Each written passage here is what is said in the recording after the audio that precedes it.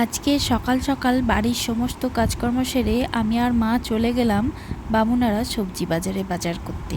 আর সন্ধ্যার দিকে বানালাম একটু খাসির চর্বির ঘুগনি। হ্যালো এভরিওয়ান, আমি শর্মিষ্ঠা।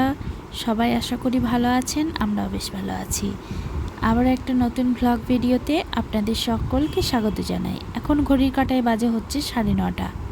বাড়ির সমস্ত কাজকর্ম সেরে আমরা চলে যাচ্ছি বামুনারা বাজারে সবজি বাজার করতে। তো বাড়িতে সবজি শেষ হয়ে গেছে, আলুও নেই, অনেক কিছুই নিতে হবে। সেই জন্য আমি আর মা দুজনেই এলাম। ঈশানকে ওইদিকে স্কুলে পাঠিয়েছি। একটু তাড়াতাড়ি বাজার সেরে বাড়ি যেতে হবে, কারণ ঈশান যেহেতু স্কুল থেকে আসবে 12:30টার সময়। ওদের স্কুল বাসটা আমাদের তপবনে ঢোকে 12:30টায়। বাজার করতে করতে আমাদের 11টা বেজে গেছিলো। তো বাড়ি আসতে আসতে 11:30 বেজে গেছিলো। তো বাজার সেরে আমরা বাড়ি এসেছি, তার কিছুক্ষণ পরেই দেখছি বাসটা এসে তপবনে দাঁড়িয়েছিল। আমাদের যেহেতু একটু দেরি হয়েছিল নামতে, সেই জন্য বাসটা আবার ব্যাক করে বেরিয়ে গেল। তো মা একটু নামতে দেরি করেছিল, তো বাসটা কিছুক্ষণ ওখানে দাঁড়িয়েছিল। তারপরে ঈশানকে নিয়ে বাড়ি ঢুকলো। আর আমি এদিকে ঈশানকে জামা প্যান্টে ছাড়িয়ে ওকে স্নান করাবো। ও কিছুক্ষণ বসে এসে তারপরে আমি ওকে বাথরুমে নিয়ে ঢুকি।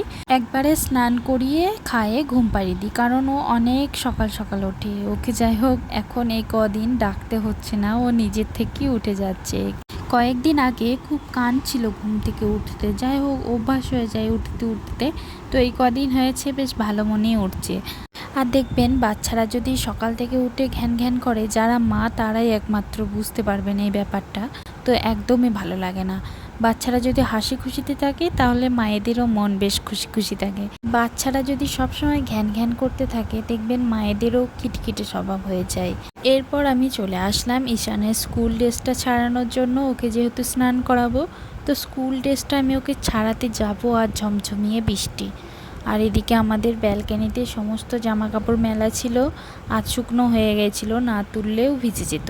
তো যাই হোক জামা কাপড়গুলো আগে আমি তুললাম, তারপরে ঈশানকে জামা প্যান্ট ছাড়িয়ে ওকে স্নান করিয়ে দিলাম। এরপর আমি ওকে খাইয়ে ঘুম পাড়িয়ে দিয়েছিলাম। আমরা ভাত টাত খেয়ে কিছুক্ষণ ঘুমিয়ে বিকেল 4টে যখন বাজে তখন উঠলাম।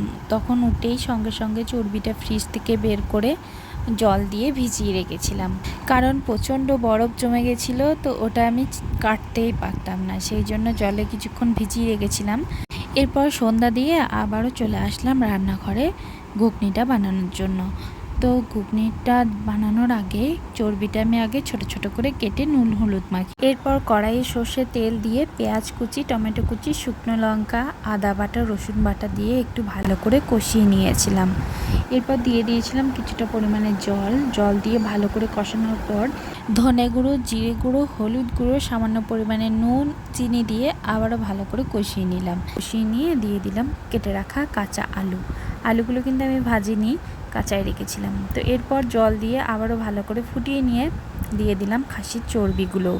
এরপর একটু খাসির চর্বি দিয়ে ফুটিয়ে নিয়ে দিয়ে দিলাম সেদ্ধ করে রাখা মটর কলাইগুলো আমি একটু গলা গলাই সিদ্ধ করেছিলাম, কারণ খাসির চর্বি ঘুগনিতে গোটা মটর ভালো লাগে না, একটু বেশ গলা গলা থাকবে, মাখা মাখা থাকবে, ওটাই ভালো লাগে।